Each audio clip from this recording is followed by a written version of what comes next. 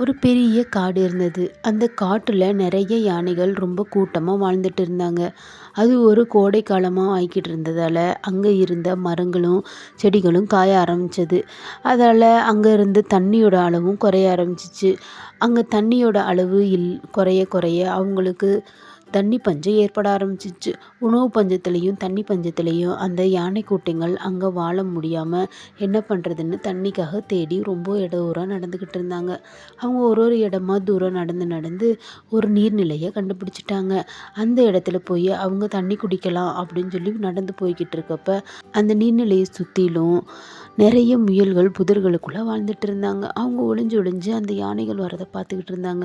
அந்த யானைகள் ரொம்ப பலமா இருந்ததால அவங்களுக்கு தெரியாமலேயே அந்த முயல்களை மிதிச்சு மிதிச்சு நிறைய முயல்களை கொன்னுட்டாங்க. இந்த யானைகளை எப்படியாவது இங்கேருந்து போக வைக்கணும் அப்படின்னு நினச்சி சில முயல்கள் எல்லாம் சேர்ந்து ஒரு பிளான் பண்ணணும்னு நினச்சாங்க. அதில் ஒரு புத்திசாலியான முயல் இருந்துச்சு. அது தூரமாக இருந்துக்கிட்டு அந்த யானைகளை கூப்பிட்டுச்சு. அவங்கெல்லாம் எதுக்காக எங்களை கூப்பிடுற அப்படின்னு கேட்டுச்சு. நான் யாருன்னு தெரியுமா? நான் அந்த நிலவரசனோட தூதுவன். நீங்கள் இந்த நிலவரசனோட காட்டை அபகரிக்க வந்துட்டீங்க. அதுவும் இந்த குளம் அந்த நிலவரசனுக்கு சொந்தமான குளம். அதை போய் நீங்கள் இப்போ எடுக்க வந்துட்டீங்க. அவர் ரொம்ப உங்கள் மேலே கோவமாக இருக்கிறாரு அப்படின்னு முயல் சொன்னுச்சு. அப்போ அந்த யானைகளோட தலைவன், எப்படி நாங்கள் இந்த கோபத்திலேருந்து வெளியில் வர்றது? நீங்கள் அவரோட தூதுவன் தானே, நீங்கள் நிலவட்ட கேட்டு சொல்லுங்கள், எப்படி நாங்கள் இதிலேருந்து வெளியில் வர்றது இந்த கோபத்திலேருந்து அப்படின்னு சொல்லி கேட்டுச்சு. அப்போ அந்த முயல் சொன்னுச்சு, நீங்கள் நீ கீழே கொஞ்சம் குனிஞ்சு பாரு, பார்த்தேன்னு சொல்லி சொன்னால் நிலா அவங்க தெரிவாங்க. அந்த அரசன்கிட்ட நீங்கள் மன்னிப்பு கேளுங்க. உன்னோட தும்பிக்கையால் அதில் அவங்க மேலே தட்டி மன்னிப்பு கேளுங்க. அவங்க ஒத்துக்கிட்டாங்கன்னு சொல்லி சொன்னால் நீங்கள் இளவரசனோட கோபத்திலிருந்து விடுபட்டுட்டீங்க அப்படின்னு சொல்லி முயல் சொன்னுச்சு. அந்த முயல் சொன்ன மாதிரியே யானையும் கீழே குனிஞ்சு பார்த்துச்சு. அந்த நிலா அதில் தெரிஞ்சிச்சு. நிலவரசரே, என்னை மன்னிச்சிடுங்க அப்படின்னு அதோட தும்பிக்கையை வேகமாக தூக்கி அந்த தண்ணியில் அடிச்சிச்சு.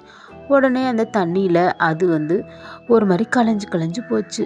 உடனே இந்த முயல் சொன்னிச்சு, ஐயோ, நிலவரசர் உங்கள் மேலே பயங்கர கோவமாக இருக்கிறாரு. நீங்கள் இங்கேருந்து எப்படியாவது தப்பிச்சு போயிடுங்க, அவர் இல்லாட்டி உங்கள் இனத்தவே அழிச்சிருவார் அப்படின்னு சொல்லி சொன்னிச்சு. ஏன் நீ இப்படி சொல்கிற அப்படின்னு யானை கேட்டுச்சு. ஆமாம், நீங்கள் பாருங்கள் எப்படி ஆகுது பாருங்கள், அவங்க ரொம்ப கோவமாக இருக்கிறார், அதனால தான் அங்கேயும் இங்கேயும் அசைகிறாரு. அவர் ரொம்ப கோவமாக இருக்கிறார், அதுதான் இதுக்கு காரணம் அப்படின்னு சொல்லி சொன்னிச்சு.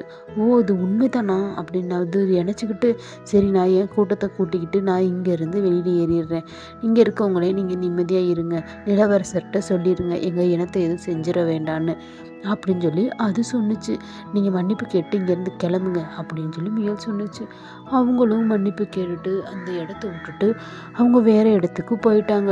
இந்த முயல் ரொம்ப சாதுரியமாக புத்திசாலித்தனமாக யோசித்து தன்னோட இனத்தை எல்லாத்தையும் காப்பாற்றுறதுக்கு ஒரு அருமையான ஒரு திட்டத்தை தீட்டி அந்த யானையை எப்படியோ இங்கேருந்து அனுப்பிடுச்சு. இந்த முயல்கள் எல்லாம் அந்த முயலை பாராட்டினாங்க. எந்த சூழ்நிலையிலும் நாம் புத்திசாலித்தனமாக செயல்பட்டோம்னா எவ்வளோ பெரிய ஆபத்துலேருந்து தப்பிச்சிடலாம்.